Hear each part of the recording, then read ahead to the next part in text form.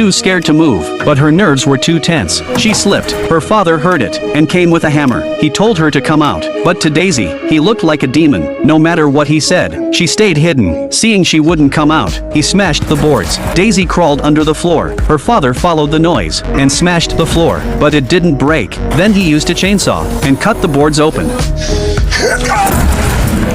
He jumped down and searched everywhere. Daisy hid in a corner. When she looked back,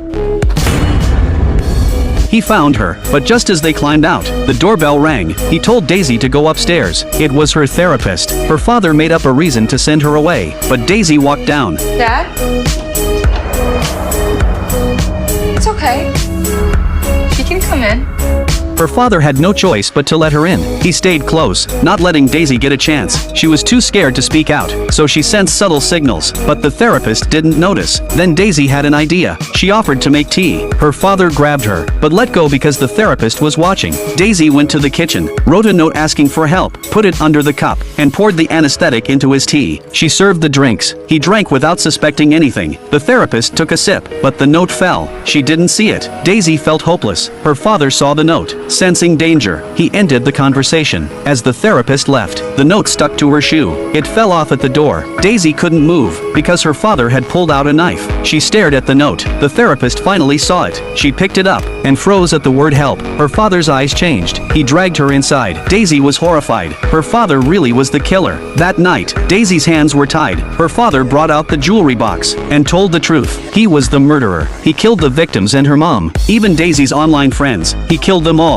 Even her phobia was caused by him switching her meds. His twisted mind and obsession with controlling Daisy made him a monster. Daisy finally saw who he really was. She stared at him. Then something happened. The anesthetic started to work. He feels dizzy and collapses heavily. Daisy quickly uses her feet to reach a nearby knife, successfully cutting the ropes. Freed, she immediately calls the police, revealing all about her father's murders. But as soon as she turns around, she horrifically discovers her father on the floor has disappeared. Turning around, she sees her father already behind her. Seems her anesthetic dose wasn't enough. Her father woke up in less than 10 minutes. He first smashes the phone, but after learning Daisy called the police, he realizes he can't escape. So he brings a large can of gasoline, pours it on Daisy, then sprinkles it on the corpses, finally pours gasoline on himself. His twisted love makes him even in death, unwilling to let Daisy escape his grasp. Just as her father is about to strike a match, Daisy uses the knife to cut him, then desperately runs upstairs. Enraged, her father throws the match at the doctor, then goes upstairs to catch Daisy. Terrified, Daisy hides in the attic. Her father closely follows. Now Daisy is no longer afraid. She calmly looks at her father.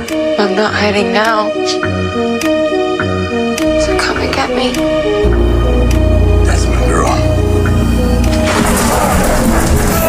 Her father immediately falls flat. Turns out when Daisy first went to the attic, she laid a cloth over the hole. The disguised trap successfully trips her father. Soon the fire spreads to the second floor. This sicko man eventually dies in the fire. Daisy quickly goes to the bathroom and breaks the window glass, slowly slides down the pipe to the ground, breathing the fresh outside air. But this time Daisy's phobia doesn't act up. Seems with her father's death, her previous illness also disappears. And from today on, Daisy will completely start a new life.